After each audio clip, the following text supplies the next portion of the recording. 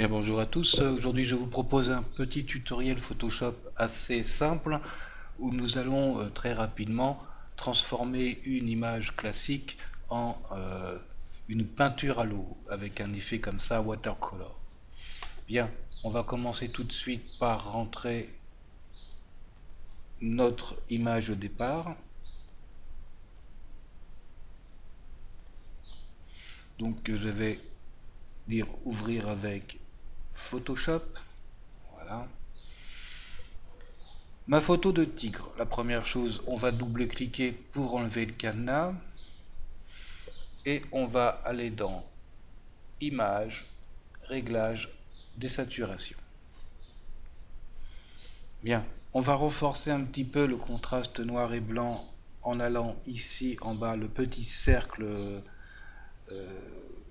qui se trouve ici, je clique dessus et je vais aller chercher Niveau.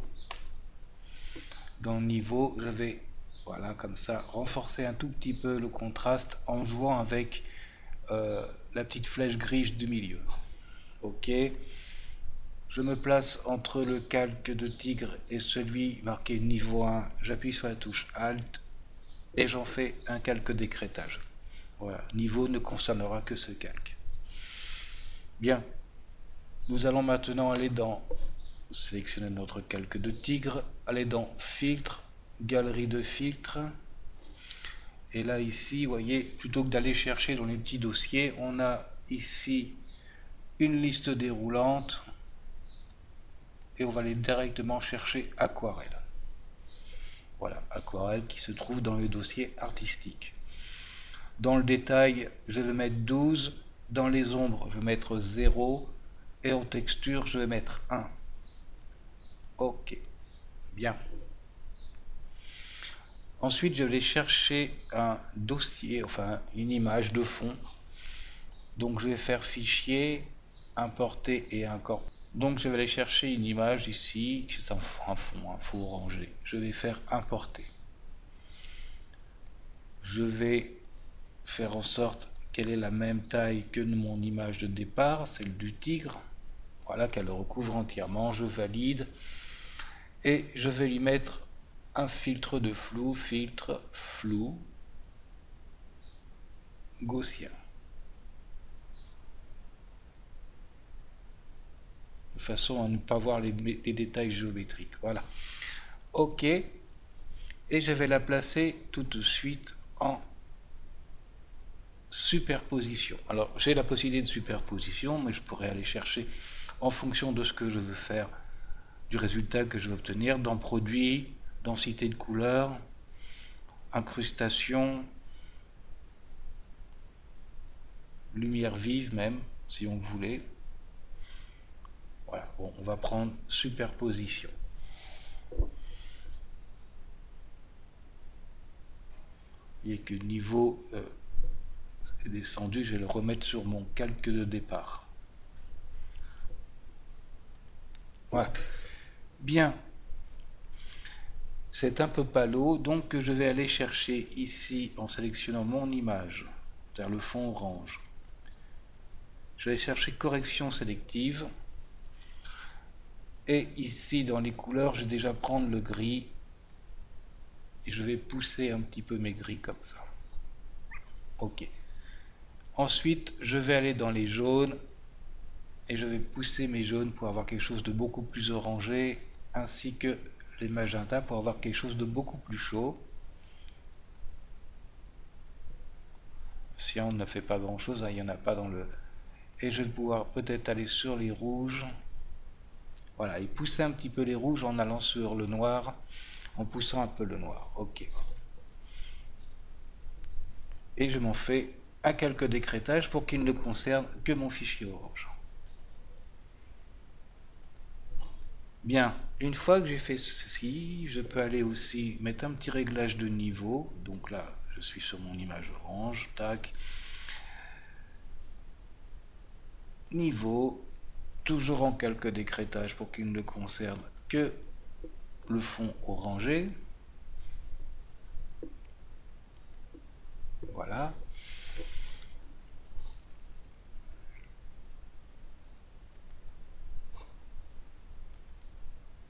pareil, je vais pousser un petit peu, voilà, ma flèche grise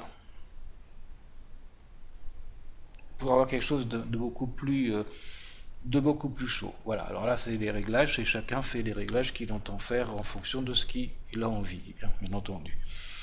Je vais sélectionner comme ça tous mes calques en maintenant la touche majuscule, Shift, CTRL, ALT et E, et je me fais un calque qui en fin de compte renferme tous les réglages que j'ai fait sur les autres. Je prends mes calques ici, sauf le dernier sorti, en appuyant sur Shift, et je vais cliquer ici sur le petit symbole du dossier pour faire un dossier qui s'appellera groupe 1. Je sélectionne groupe 1 ici et je vais aller toujours dans le petit symbole là, du cercle demi-plein. Je vais créer couleur unie. Sur le sélecteur de couleurs, on va passer sur du blanc, donc 6 fois F. Et je réponds OK. Vous voyez que ça me fait un calque avec un masque. Je vais aller maintenant sur mon calque tigre là.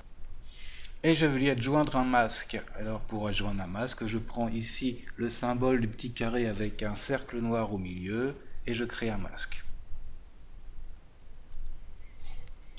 Je vais aller dans édition remplir et je vais le remplir de noir comme ceci.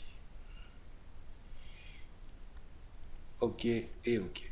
Donc on est sur un masque, il est rempli noir, donc plus rien n'apparaît. Pour faire apparaître quelque chose maintenant sur ce masque, vous voyez bien que c'est lui qui est sélectionné puisqu'il est entouré là, eh bien il va falloir que je peigne dessus avec une couleur blanche, ce que je vais faire.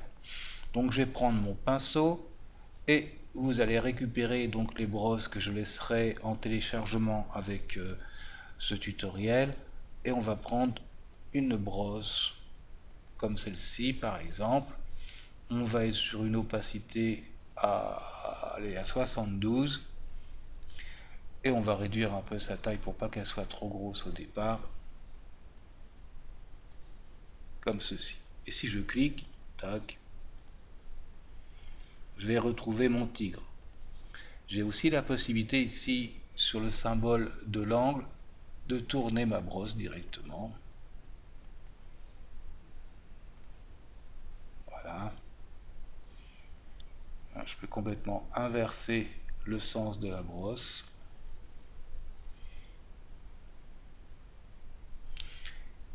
Et je peux aller chercher comme ceci une autre brosse. On va prendre celle-ci. Vous voyez qu'elle est déjà beaucoup plus grosse. Je vais réduire sa taille un petit peu, mais qu'elle soit suffisamment grande quand même.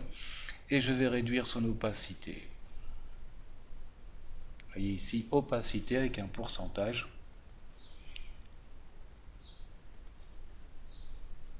On va la tourner.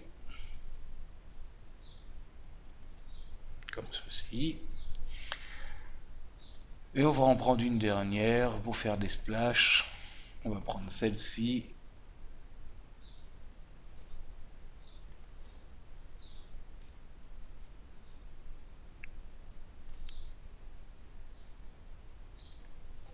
Voilà, le principe, vous voyez, c'est celui-ci.